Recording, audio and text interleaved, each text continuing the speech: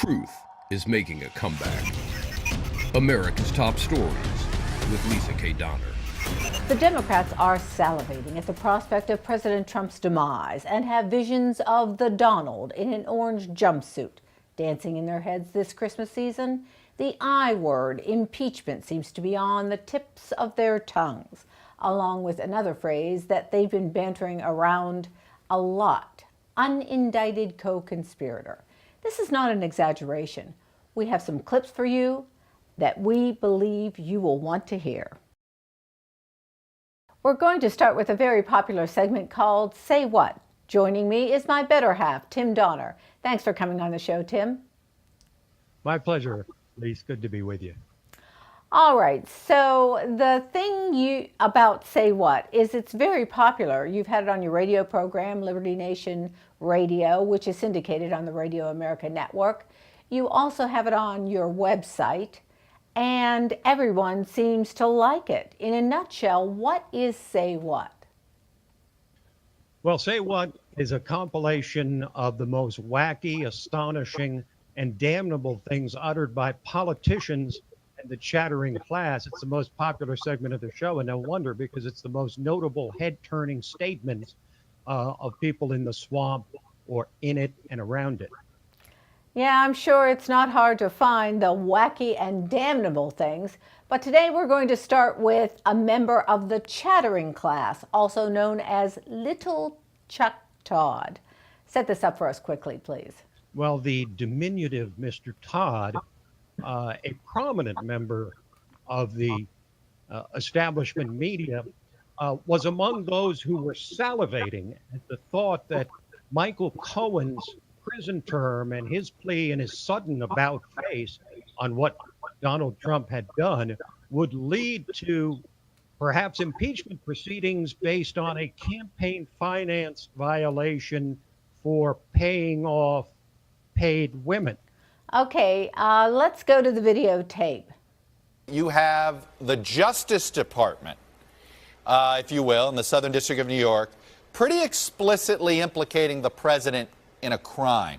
Do you believe there's already enough to start an impeachment inquiry? In fact, is Congress almost obligated to open an inquiry at this point? The one means to dealing when a president commits crimes is through the impeachment process. If you don't go through it, isn't this Congress's way of saying, well, yes, he committed some crimes, but politically it's uncomfortable, so, you know, if you're popular enough or if you have a big enough base, you can get away with committing crimes? So there you have Chuck Todd, a prominent member of the media establishment, goading Democrats to impeach or begin impeachment proceedings on Trump because of campaign finance violations. He's mentioned crime, the word crime 4 times, and the word impeachment 3 times in that soundbite. Well, I find it very interesting that a member of the media who considers himself unbiased is chomping at the bit for the President of the United States to be impeached and considers him a criminal. Be that as it may, number 2, let's move on to the Honorable Mr. Adam Schiff, Democrat of California. Set this up for us, Tim. Well, this is the other side of the swamp equation. First, you had the media. Now you have Adam Schiff, well known as a tormentor of Donald Trump, among many others in the D.C. swamp. And he will now become, in 2 weeks, when the Democrats take control of Congress, he will become the chairman of the House Intelligence Committee. And he is absolutely chomping at the bit, salivating to go after Donald Trump. And he made a spectacular prediction. My takeaway is there's a very real prospect that on the day Donald Trump leaves office, the Justice Department may indict him, that he may be the first president in quite some time to face the real prospect of jail time. So there you have, I guess, wishful thinking. The same theme, right? It's the same theme. It's like, let's get this guy. Let's put him in the POCO. Let's make sure he's wearing an orange jumpsuit, right? Well, look, they started with Russian collusion, and that's gone nowhere. Then they went to obstruction of justice. That didn't work either. So now they're working on, hush money paid to paid women as a campaign finance violation. So pretty much with the Democrats when it comes to taking down or kneecapping Donald Trump. It's whatever it takes, whatever means avail themselves. We have one final one for you today. This next one here is Representative Tim Lieu. Is that how you pronounce it? Anyway. A far left Democrat from Hawaii. Right. And this is really breathtaking. Let's roll it and then we'll talk about it.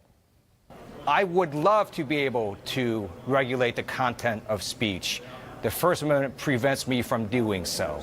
So there you see a leftist Democrat committing what in Washington is called a gaffe, which means accidentally telling the truth. I think many or most of us have seen what the Democrats are willing to do to try to limit free speech, to expand the definition of hate speech, to place limits on speech, but they don't usually admit it. But this guy did, and I imagine he got taken to the woodshed by his fellow far left members of the political class for admitting something you're not supposed to admit, because they're supposed to be in favor of the First Amendment and free speech the way the rest of us are. But there you hear a far left congressman sort of previewing what will happen if the Democrats gain full control beyond just the House. If they win the Senate, which looks favorable for them in 2020, and they win the White House, God forbid